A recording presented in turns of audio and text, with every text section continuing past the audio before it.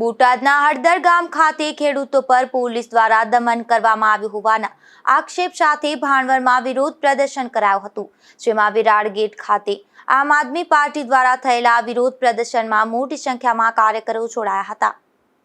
હું રામસિંહ ભાટિયા, તાલુકા પ્રમુખ આમ આદમી પાર્ટી ભાણવડ।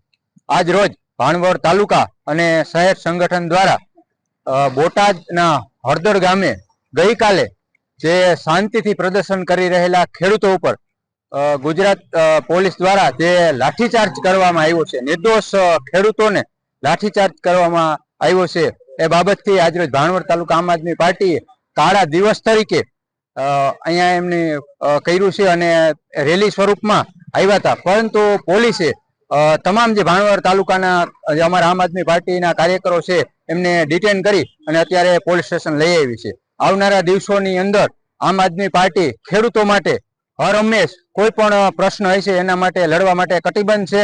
જય હિન્દ, જય ભારત।